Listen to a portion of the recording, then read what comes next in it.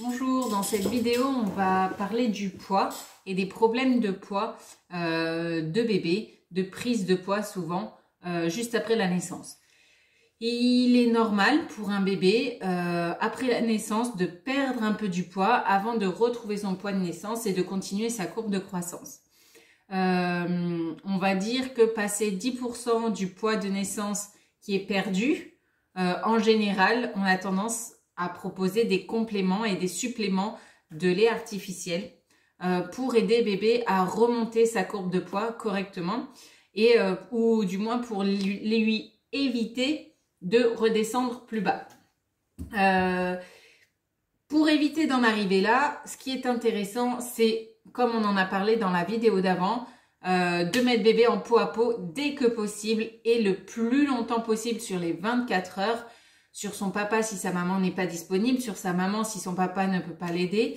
Quand bébé va être en peau à peau, en fait, il va avoir le sein très proche de lui et du coup, il va avoir tendance à vouloir téter un peu plus souvent, un peu en faisant moins d'efforts, on va dire, que s'il était posé en dehors à côté de la maman.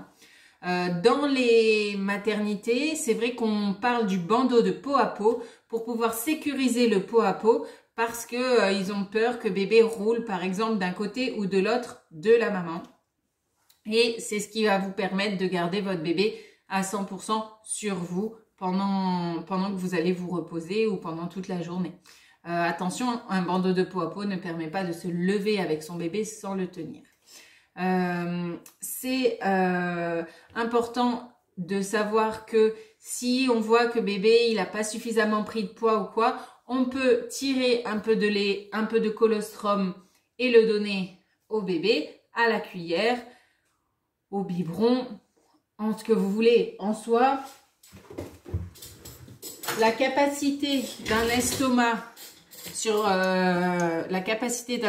d'un bébé de 1 jour, elle est toute petite, comme ça, de ce volume-là. Dans 2 jours, rien, soit dire pas grand-chose. De 3 jours, beaucoup plus grosse.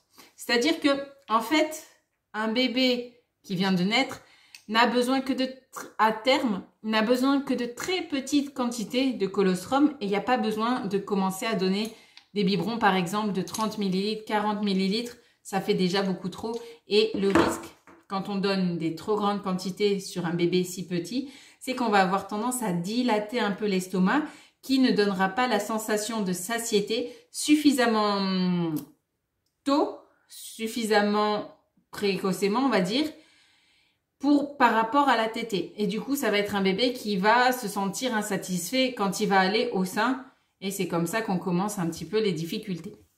Donc, problème de prise de poids, on garde bébé en peau à peau le plus possible pour lui éviter de perdre des calories par la déperdition de chaleur, lui permettre également de téter dès qu'il en a besoin et même lui proposer le sein avant qu'il demande.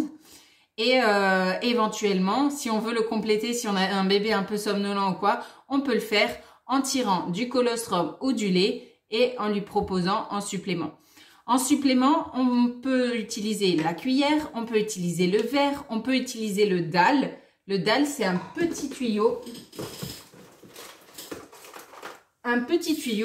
qui permet, je vous montre ça, hop,